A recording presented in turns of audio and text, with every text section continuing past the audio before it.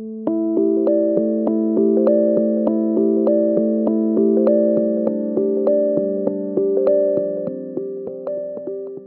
evening, ladies and gentlemen. My name is Devra Davis. I'm the Dean of Engineering here at the University of Melbourne, and it's a real pleasure to welcome you here to the last Dean's Lecture of the year. Today's lecture is sponsored across the Faculty of Science, Faculty of Medicine, and Faculty of Engineering because of its topic. Let me first start with acknowledging the traditional owners of the land on which the event is taking place. That is the land of the Wurundjeri people, and we pay respect to their elders, their families, past and present. So thank you for attending tonight, and given the topic, may I just remind everybody that it may be better to switch off your mobile phone whilst we're in this lecture. You can switch it back on afterwards, that's right. I also would like to remind people that tonight we are videotaping, and so when you ask questions, you're automatically going to be recorded, and we'll take your asking question as also a form of presenting consent with being videotaped and audio taped. Let me just introduce Dr. Devra Davis, who doesn't probably need an awful lot of introduction. But Dr. Devra Davis is a visiting professor of medicine at the Hebrew University, Hadassah Medical School, and also in Turkey at the Ondokus Mayıs University. She's an expert studying the electromagnetic radiation from mobile phones and wireless transmitting devices at present. She was the founding director of the Center for Environmental Oncology, which was the first such center in the world, and was established at the University of Pittsburgh Cancer Institute. And he was looking at the environmental factors that contribute to cancers. In 2007, she founded a non-profit environmental health trust to provide basic research and education about environmental impact on health hazard. She served as President Clinton's appointee on the Chemical Safety and Hazard Investigation Board in the United States from 1994 to 1999. That was an independent executive branch of the government that investigated all the effects of chemical accidents and how to prevent and mitigate against them. She was also a senior advisor to the Assistant Secretary for Health in the Department of Health and Human Services in the United States, and as such has counseled many leading officials in the United States, United Nations, World Bank, European Environmental Agency, the Pan American Health Organization, and the World Bank. She holds a Bachelor of Science in Psychology, a Master of Arts in Sociology. She has a PhD in Science from the University of Chicago, and she has a Master of Public Health in Epidemiology from the Johns Hopkins University. A lot of degrees. She has also more than 200 publications, and she's been published in Lancet and the Journal of American Medical Associations, which are some of the top journals in the field of medical research. And she, of course, has publications in Scientific American and the New York Times. Devra Davis, we're very pleased to listen to the truth about mobile phone and wireless radiation. All yours, please.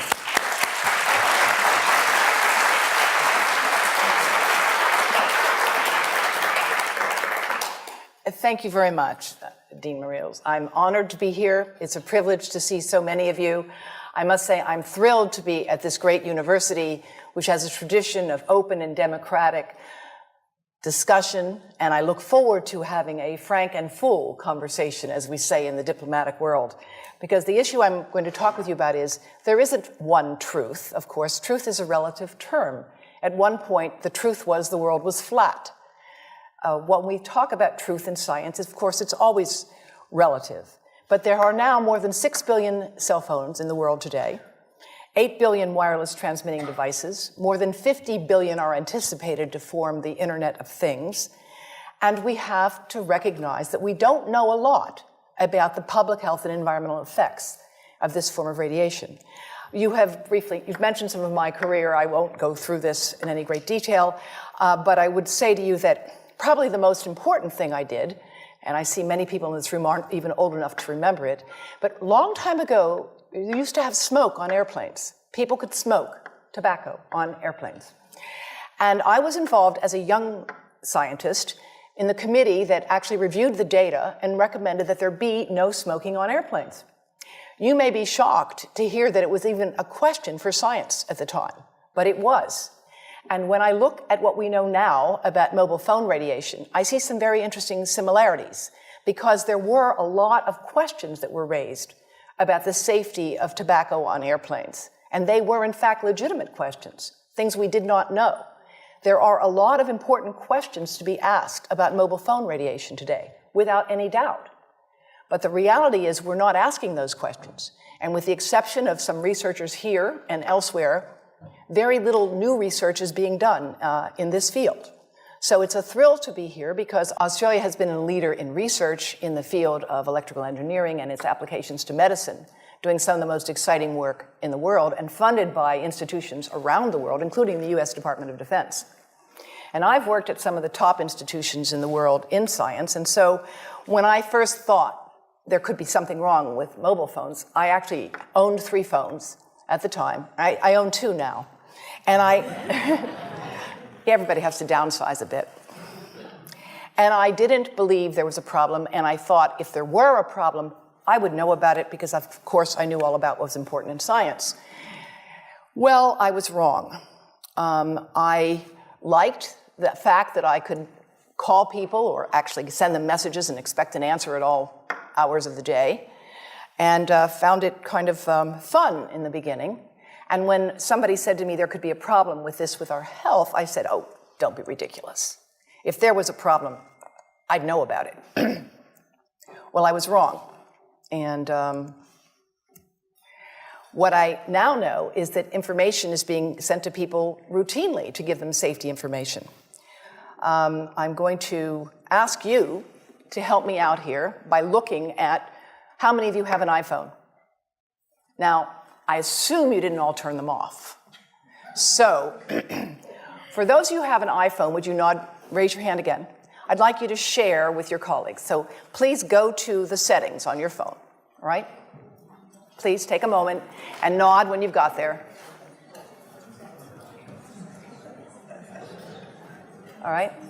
And be prepared to share, all right? Go to settings on the phone. Got there? All right. Now, get to settings. Now go to about. I'm sorry, you have to go to general first. There's a mistake here. You have to go to general. All right? Under general, under settings. Then go to about, which is at the top. You got there? About, yes? Okay. Now you have to scroll all the way down to something you don't normally see, called legal. You got to legal? All right. Now click on RF exposure. Now you can read it later, but it's basically telling you that you need to know that you cannot keep the phone directly next to your body without exceeding the as-tested exposure guidelines. And by the way, the iPhone does it. I happen to know how to find it on the iPhone. I'm just learning the Android system myself. But all smartphones come with some information that basically says, don't keep the phone in your pocket or you will exceed the as-tested exposure guidelines. Now, how many of you knew that before today? Well, this is a very well-informed audience relative to others. I want to thank Telstra because they actually are now giving people this information. And by the way, they're one of the first telecom companies in the world to do this. So I actually think it's a good thing. They're sending this message. How many of you have seen it? How many of you have actually looked at what it said? Well, here's what it says. This is what it says. And like most of you, I found messages like this annoying, but the reality is Telstra is telling you to use a hands-free device to keep a mobile phone away from the head and body to reduce mobile phone exposure. So that's a good thing. But on the other hand, I think that we all need to do better to give people information so that you have knowledge about how to reduce exposure. And I'm going to explain to you why we need to reduce exposure. Let's go back to almost 20 years ago when standards for cell phones were first set up. At that time, it was believed that the only thing you had to worry about was avoiding heat. That was the only effect you had to be concerned about. And so they employed the head of a very large person, a 220-pound male, who was at the top 98th percentile of military recruits in 1989 in the United States. And they set the standards to avoid heating up that fellow's brain after a 6-minute phone call. Now, there's probably 1 or 2 people in this room with a head that size. But the rest of you, like most of the world, have much smaller heads and relatively smaller bodies. And this standard, which is very much out of date, doesn't take into account the fact that people the size of these 2 bright young people here in the front row are using these devices today with no thought that maybe they're getting exposed to levels of radiation that have not been evaluated for their safety in young developing brains. Now, the electromagnetic spectrum, this is information from ARPANSA, actually goes all the way from the invisible to the visible, ionizing radiation, gamma rays, X-rays over here, and light here. This is from ARPANSA. You will see here they say FM radio, microwave oven, radiant heat. Of course, microwave oven actually happens to be of the same frequency as the cell phone, the mobile phone. The mobile phone and the microwave oven use a very similar frequency. The difference between them is power. The power of the microwave oven is 1,000 watts. And of course, that's power that can heat up a cup of water in maybe 60 seconds. The microwave oven, the mobile phone, the cordless phone, the Wi-Fi monitor, the baby monitor, they all use the same frequency. They differ in power. They also differ because mobile phones and Wi-Fi devices emit pulsed microwave radiation. It's the pulse, not the power, that appears to be biologically most important. The pulse that is erratic and irregular, like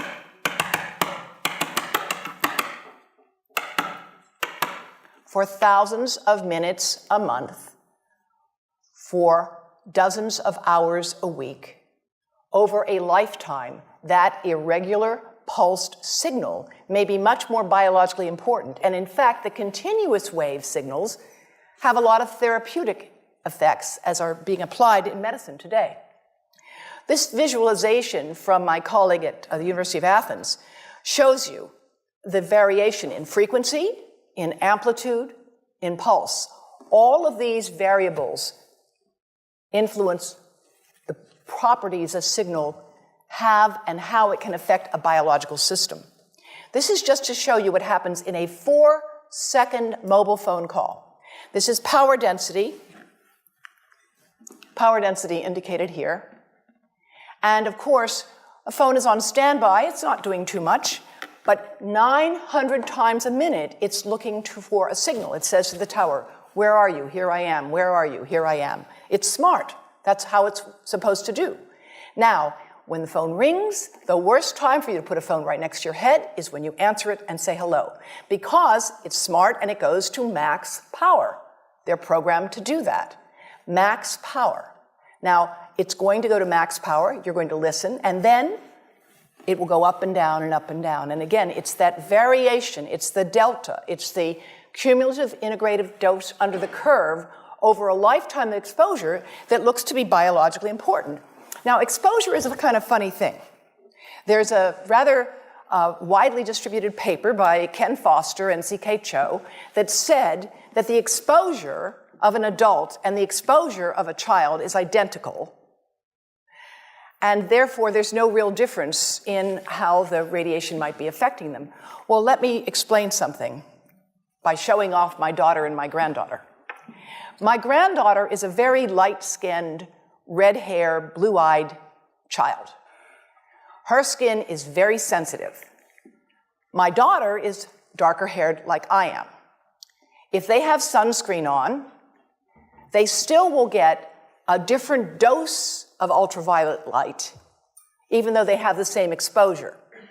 Because the exposure may be uniform, but the amount they will absorb differs because the properties of the skin, the property of the eye, the thinness of the skin, and a number of other variables. And those same things are relevant when it comes to thinking about cell phone radiation.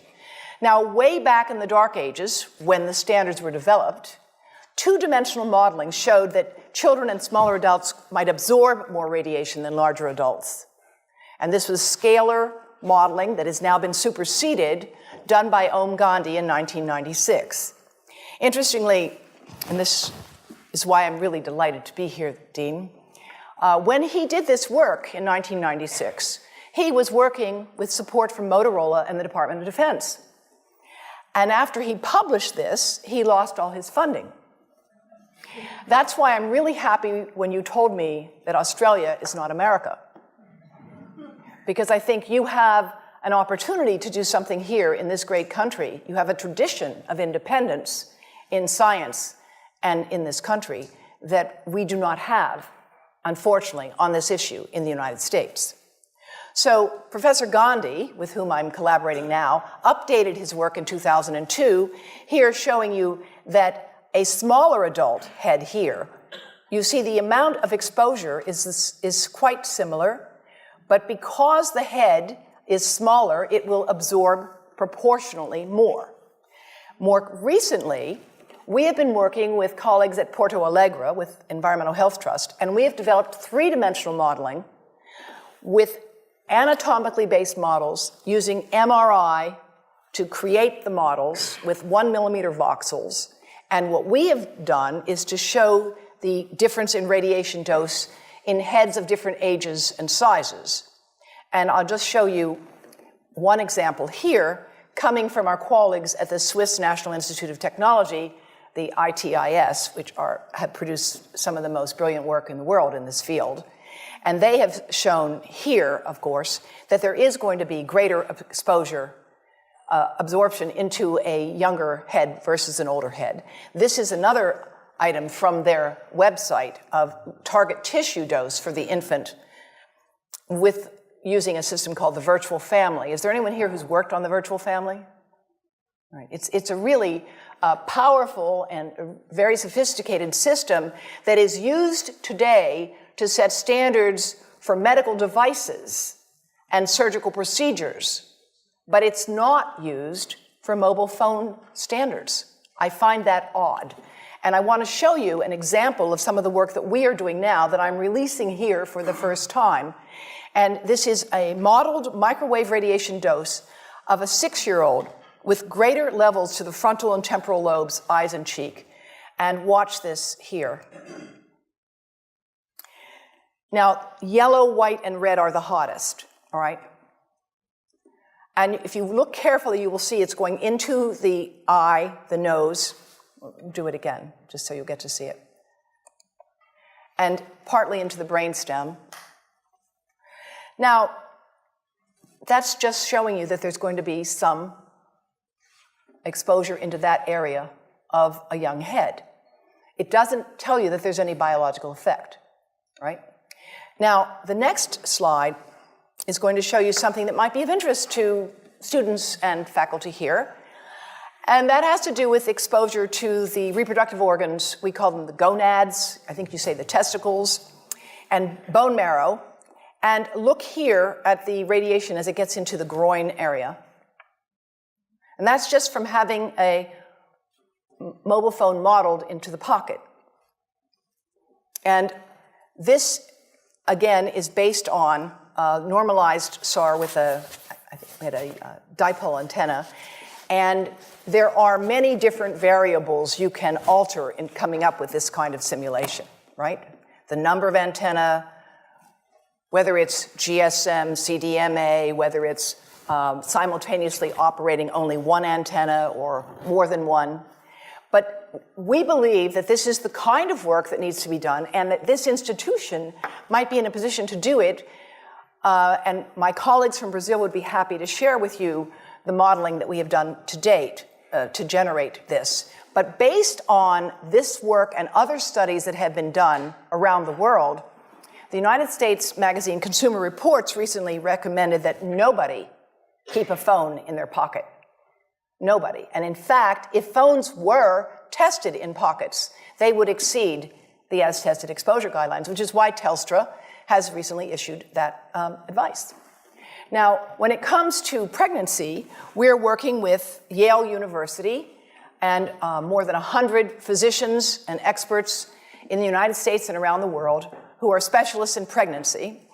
And we have been modeling exposure to the head at the end of pregnancy. And at the end of pregnancy, when of course the head, as any woman here knows, is right at the surface, if you're lucky it's at the surface and it's not facing the spine, then you can get the greatest exposure because of course the skin is completely permeable to this radiation exposure. And that's why we've developed the Baby Safe project with colleagues at Yale to advise pregnant women to protect their abdomens from mobile phone radiation as well as from iPads, which I should add, iPads and other devices are called tablets because they belong on tables. They are tested 20 centimeters away from that big guy that I showed you before. 20 centimeters away. They are not approved to be held in the laps of little children, although millions of kids are having them now in schools because the people involved in educational technology and those involved in public health research are not talking to one another. Because if they were, they would understand that you're giving children a two-way microwave radiating device, and if you must give them such a device for learning purposes, put it on airplane mode so that it's not sending and receiving signals as it does otherwise. Now, this is some new modeling, again, that we've developed with colleagues in Brazil, and we can share with you how we've done it. We first start out with the MRI and create the model with 1 millimeter voxels, and this is quite a bit of work goes into creating this, and here is what it looks like after a period of 6 minutes.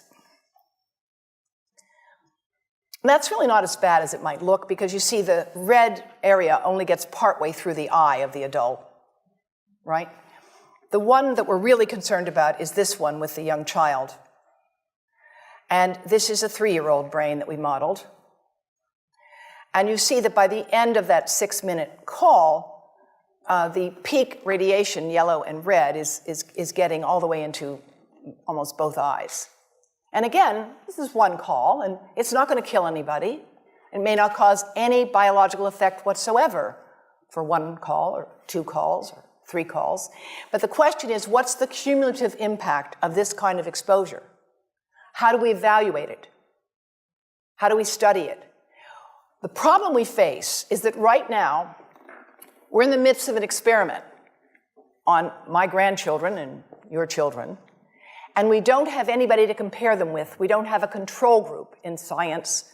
When you are given a drug, it's usually been studied where some people get the drug and some people don't get the drug, and they're called the controls. And then you see whether or not those who got the drug are healthier than those who did not. And when you get results, you can conclude, if there is a difference between the exposed and the control group, that your drug has worked. Well, when it comes to mobile phone radiation, we've lost our ability to have a true control group. Even now with young children, more than half of young children today have access to these devices. And I read this morning in the Age that something like 13% of children age 2 can order their own apps. I mean, I find it hard to imagine how a parent would give a child age 2 a device which was allowing them to order their own app. So, where are we with respect to research on infants, toddlers, and young children and pregnancy? Well, there's almost no research underway, which again is why I'm delighted to be here to talk with you about what could be developed. Believe it or not, this is the iPotty. Now, this is not a joke.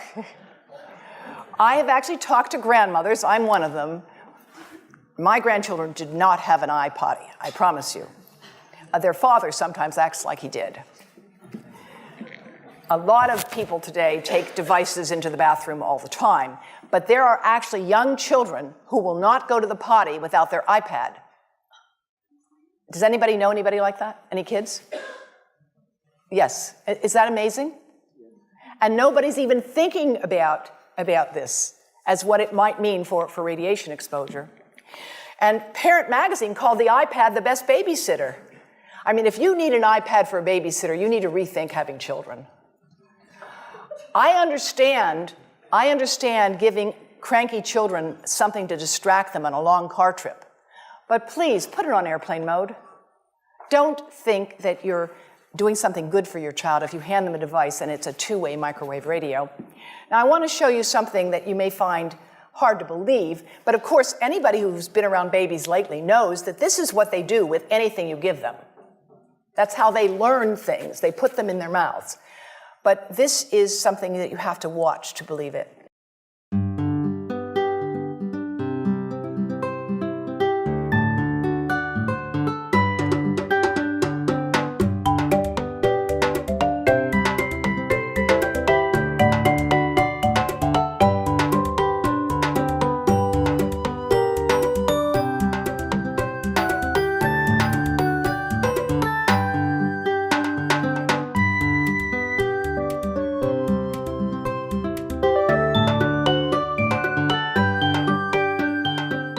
NATO may be familiar to some of you, and NATO for years has supported research on radar.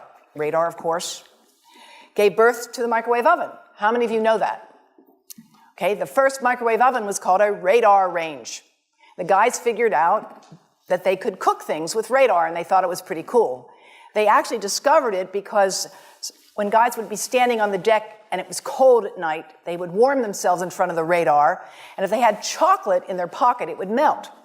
So that's how they decided to figure out what would happen if you beamed radar at things like hot dogs and corn, and soon enough that gave birth to the radar range. But women didn't like the idea of cooking with radar. Guys thought it was pretty cool. So they rekindled the name to microwave. It sounded dainty and more palatable, and nowadays a microwave oven is a staple around the world. Experimental studies have been supported by NATO on radar for years, and one of the laboratories they've supported is that of Professor Nesrin Sahan and her colleagues. And the Environmental Health Trust convened an international conference with her laboratory partners and the Ministry of Health of Turkey in 2011, and I want to show you briefly some of the work that developed from that laboratory. This is showing you cellular damage that occurred in animals that were prenatally exposed to mobile phone radiation that was produced by a computer simulating the mobile phone exposure under controlled conditions, right? So, because you can't really get rats to make phone calls. You've got to model the exposure. And what they did is they measured in, these are your controls that you compare things with, and these were the exposed. Prenatally exposed, just 15 minutes a day for 7 days. Not much exposure. But these are small animals, and they grow within 3 weeks. They reproduce. And what they were able to study was changes in liver malonaldehyde, which is a measure of peroxidation, is a measure of damage to the liver, right? So these animals basically had significant damage to their liver if they had been exposed prenatally compared to controls. Now, another group in Turkey has looked at prenatal effects on the brain and the testis. And, you know, a lot of countries, this is a very important research that has been done here. And they looked at counting the number of cells in certain areas of the brain, the hippocampus, which is a critically important part of the brain.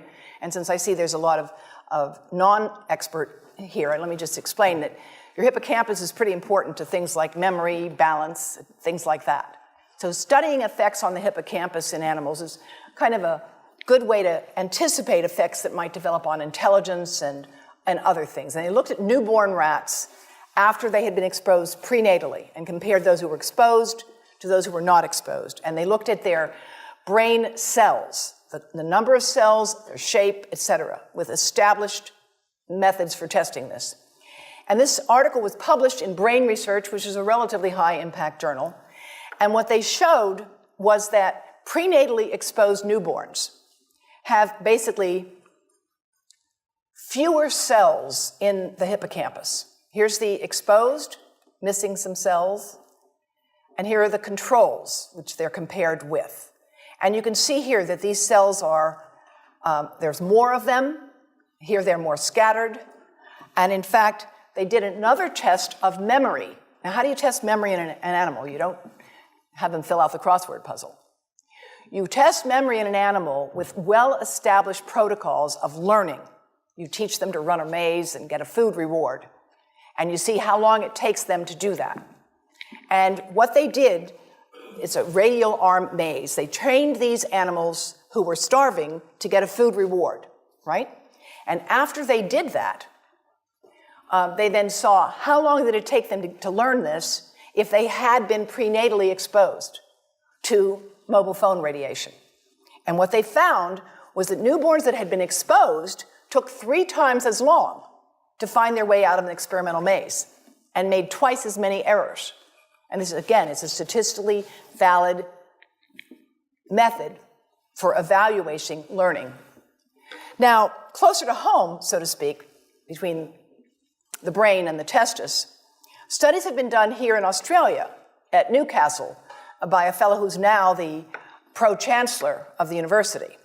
And these studies have been done taking sperm from healthy men. And one test tube gets exposed to cell phone radiation, and one test tube is not exposed to mobile phone radiation. And then the results are evaluated. And this is a measure of vitality.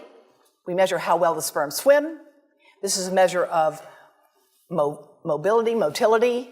This is a measure of mitochondrial DNA damage. They have 3 times as much damage on their DNA if they have been exposed to mobile phone radiation as compared to controls. And now the issue is, why does it take 500 million sperm to make just one healthy baby? It takes a lot of sperm to make a healthy baby. The answer is because sperm don't know how to ask for directions. But they are easy to study.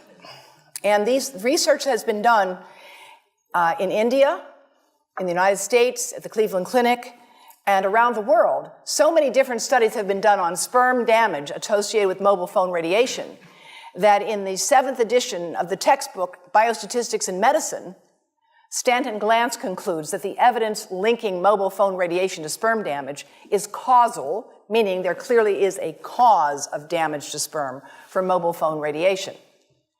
Now, we have a lot of uncertainties in this field. The truth is, we have a lot of uncertainties, but not about sperm.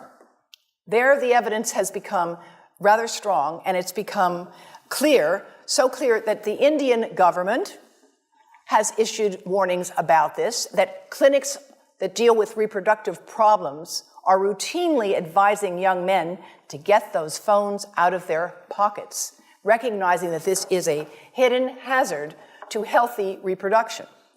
This is the data from the Cleveland Clinic showing that men who keep cell phones in their pockets the longest have the lowest sperm count. And again, there are many other studies with similar results. So we can debate legitimately the question of brain cancer, and I would welcome an open and honest debate about that question. But when it comes to issues like this, there really is not much to debate.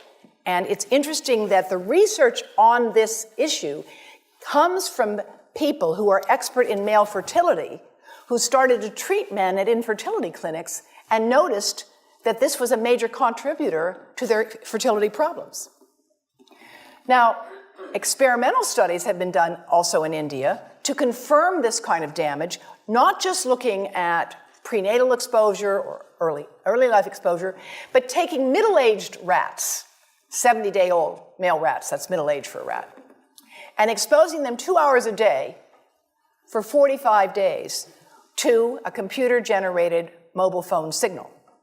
And those results show lower testosterone, which is a very important hormone for a male. Men and women both have testosterone, men just need a lot more of it. And also increases of DNA damage as measured by certain enzymes. And the offspring had lower fertility. And this is just to show you, this is a normal testis. You see the boundaries, the cell wall, it looks very nice. And this is after microwave radiation exposure. So there are some pretty stunning images that have been generated in the basic biology literature when it comes to these kinds of effects. Now, the breast. The breast is mostly fat, contains a lot of fluid. Things that contain fat and fluid cook faster in the microwave oven. Now, a cell phone can't cook anything, all right? Mobile phones do not pop popcorn. That was a fraud. They don't make any heat that we know of, otherwise they wouldn't be permitted. But they do go through things that contain fat and fluid. And we are now working at Environmental Health Trust with scientists at the University of California, San Francisco, scientists formerly the president of the American Cancer Society of California, because we are seeing women who keep cell phones in their bras. Has anyone seen a woman put a cell phone in her bra? Hands up, please. Please tell them you've heard now why they shouldn't do that. And here I want to show you our first case report from 2009, and we now have many more. This was a Chinese-American woman who used her cell phone 4 hours a day in her bra for 10 years while she was driving. Now, and you drive with a phone on your body. The phone is smart. It's going to go from one tower to another, and it's going to say, here I am, where are you, here I am. And it's going to be going to max power each time it moves from one cell tower to another. And there it was right next to her chest. And the tumors that developed right under the antenna of the phone. Unusual tumors. Well, you know, that's a very good question. Does it apply to males who would put the phone in their breast pocket? We actually have cases now of men with unusual skin cancers or unusual growths where they've kept their phone in one place. And again, if they were phones would not be past testing approval if they were to do that. Male breast cancer is very rare, very, very rare. But we are seeing some reports of cases. And here, unfortunately, this is an MRI of a young woman, very brave young woman named Tiffany France. When she was 21, she's now 22, she developed metastatic breast cancer. This is metastases into her chest wall right here.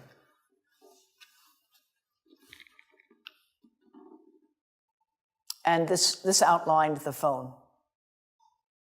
And it was subcutaneous, so it's like right under the surface of the skin. It was not deep within the breast. Most breast cancer occurs in women over 50. It occurs in the upper outer quadrant. These tumors occurred right under the antenna of the phone. And now we have 38 of them. Not a single one of them has a family history. None of them has inherited the defects that we know increase the risk of breast cancer.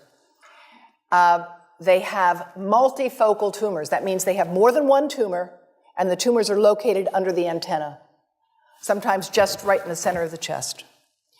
So we're collecting information because that's what we do in science. But we want to, in the meantime, issue precautionary advice because that's also what we do in public health when it comes to setting public policy. When it comes to further work on the prenatal impacts, my colleagues at Yale University have taken mice, exposed them to mobile phone radiation, and they have found significant effects on those mice's behavior as adults, all right? Prenatally exposed mice have hyperactivity as adults. And these are some of the data. They have worse memory, they're more hyperactive, they have more anxiety, but they don't have much fear. It's kind of interesting. And because of that, that is why we've developed the Baby Safe Project, working with colleagues at Yale University and around the world. Now, how many of you had heard that in 2011, the World Health Organization had reviewed all of the evidence and decided that mobile phone radiation was a possible human carcinogen? How many people had heard that? Okay. It's interesting that that information isn't more widely known, and we can explore the reasons for that perhaps at a later time. But the fact is, the group that reviewed this evidence for the World Health Organization looked at all the evidence at the time in 2011. And At that time, they said it's important to conduct additional research and it's important to take pragmatic measures to reduce exposure. Now, that's why it's wonderful that Telstra is giving this advice, but we are not conducting additional research. And in fact, the World Health Organization itself is no longer conducting a leading study on brain cancer and mobile phones. Environmental Health Trust, the organization that I head, published an article in 2013 saying that we think that mobile phone radiation is a probable human carcinogen. And I want to show you briefly the reasons why we reached that conclusion. These are studies published since the World Health Organization IARC review in 2011. So these are newer studies. Here, Hardell from Sweden and Serenat from France. And what these are showing you is that the relative risk of developing brain cancer with more than 1,640 hours of lifetime use of a phone is almost 3 times higher compared to people who did not use mobile phones. Now I know this seems like very confusing. These numbers don't make a lot of sense to many of you, but really the way you get these numbers is it's like waiting for the grass to grow. You study people who have brain cancer and you compare them with people who don't have brain cancer, but they're otherwise similar. They're your controls, and you compare the people with brain cancer to those who don't have the disease, and you ask, well, do you remember whether you talked on the phone? It's not a very precise science. Actually, there's a lot of problems with what are called exposure misclassification. It biases you toward the null hypothesis. The reality is it's a very poor way of doing research, but we don't have an alternative at this point. And what we need to do is to get the cooperation of telecom industry to get billing records. So we actually have real data instead of asking people to remember how much they use their phone. That's something that, again, you might be able to do in Australia, but I can tell you we can't do it in the United States, that's for sure. In France, they were able to do it a little bit better, and they were able to get these data here. And interestingly, if people started to use phones regularly before age 20, as most of the world is doing now, there was 4 to 8 times more brain cancer after they had passed 10 years. So now, why is there no increase in brain cancer that we can find in the general population today? Because there is not. And after all, if mobile phones really are important, why don't we have an epidemic today? Well, let me tell you why. First of all, brain cancer takes a long time to develop. How do we know that? We know that because when the bombs fell at the end of World War II, there was no increase in brain cancer in the survivors who had been studied. No increase at all. Until 40 years had passed. It took 40 years for an increase in brain cancer to show up in that highly exposed population. Now think about this. Today, the number of people using cell phones today and using them heavily today is very different than it was even 5 years ago, even 3 years ago. Now you're being encouraged to have unlimited talk and text, right? You didn't have unlimited talk and text 5 years ago or 10 years ago. So the uses and the users of phones are changing radically. In fact, most epidemiologic studies find no increased risk of brain cancer from mobile phone radiation. They don't. Until 10 years of heavy use. And by the way they define a cell phone user in these studies, I'm not making this up, is somebody who makes 1 call a week for 6 months. Yes, yes. 1 call a week for 6 months. That was the definition in these studies, which, by the way, don't find any increase. All right? So I'm not saying this to say that they did a bad job. I'm saying that we are challenged here with how do you do a study of something that's rapidly changing while you're studying it. The technology has changed, The way people have used it has changed. We never anticipated having infants and toddlers in cribs using these things. Nobody ever anticipated that. There's never been any modeling of the brain until we did this right now. And when I first said to my colleagues, by the way, it took us 4 years to get this work done, and 4 years ago I said, let's do that modeling. And they said, what are you talking about? Why would anybody want to model an infant or a 3-year-old using a mobile phone? I said, you wait, unfortunately. And so now we have a market, because the adult market is saturated. Australia already has more phones than people. It does. And so the market expands to the infants and toddlers. Now I want to share with you some of the work from my colleagues in India. Dr. Sharma is the Senior Deputy Director General of the Indian Council of Medical Research.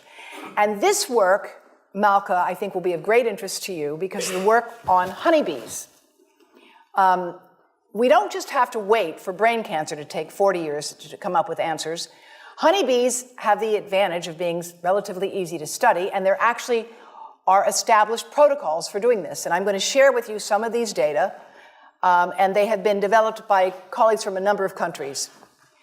Honeybees have different characteristic dance patterns, and they have different jobs. There's the worker bees, and there's the bees that make the honey, and there's the bees that protect the queen, and I don't know all the details, but here's what I do know. If you try to study these under controlled conditions, you can take hives and put a mobile phone in some hives and a mobile phone in other hives that's not on, and what you can find is that after exposing the honeybees to an operating mobile phone, the workers don't come back to the hives. Now, this ought to be of great concern because agriculture depends on honeybees. I think you in Australia have a new business that's developed, I know it in the United States, where people drive trucks around with hives in it to fertilize crops. Have you heard of this? They drive them around because the honeybees are disappearing. Now, there are many different factors that affect honeybees. Climate is certainly one, pesticides is certainly another, but mobile phone radiation could be yet another, and we certainly need to find out if that is the case. 10 minutes of mobile phone radiation daily for 10 days, worker bees did not return to test colonies. And this would be something that could easily be replicated. So now we have to deal with the reality. There are many inconsistent results. I'm not just skimming the cream here and showing you the positive ones. There are a lot of studies that find nothing at all. Nothing. Why? Well, first of all, sometimes they study different cell cultures. So if you're looking for adult cells, they may be much more robust than if you're looking at neuronal stem cells. And that turns out to be the case. Sometimes they're using different exposures. If you're looking at continuous wave versus digital pulse signals, if you're looking at a square wave versus a sine wave. There's also another fact we have to talk about, which is yet another reason why I'm glad that Australia is not America. Sponsored research, this is to put it politely, can induce publication bias. Another way to say this is that where you stand on an issue depends on where you sit and who's bought your chair. And there's a tremendous amount of sponsored research by people who are hired to do studies to find no effect. And that's plagued this field in a number of countries, including within the government itself. So I don't know about the details here with Arpanza, but I can tell you in the United States today, the gentleman who is directing the Federal Communications Commission, Tom Wheeler, was for 10 years the executive director of the Cell Phone Telecommunications Industry Association. And now he's in charge of regulating those devices. So it's challenging to have a neutral playing field under that circumstance. One example, the US Congress asked for a study of what needed to be done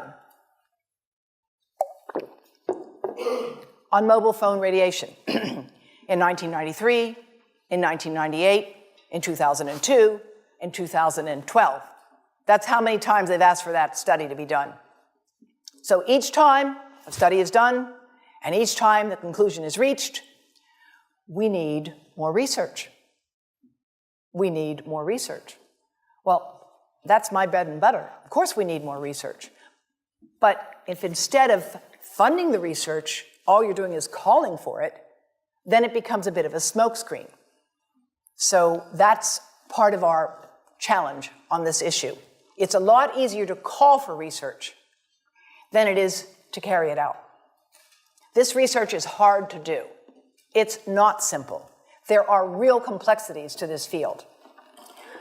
Unfortunately, at least in the past, industry had a very clear strategy.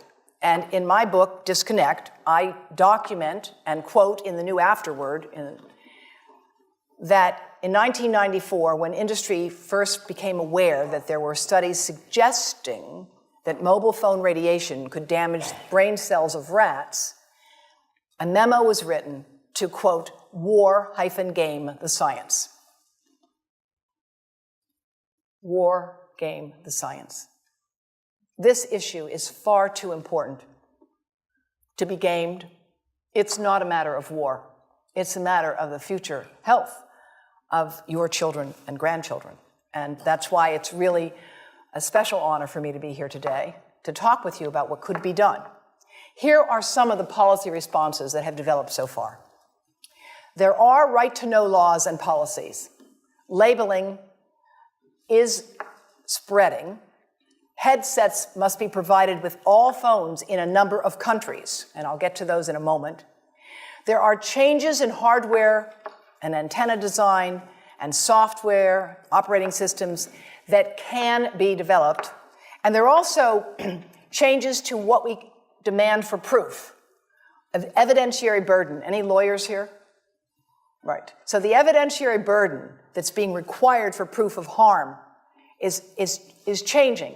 Do you really want to have to prove that there's a significant increased risk of brain cancer before taking steps to reduce exposures to prevent that harm from happening?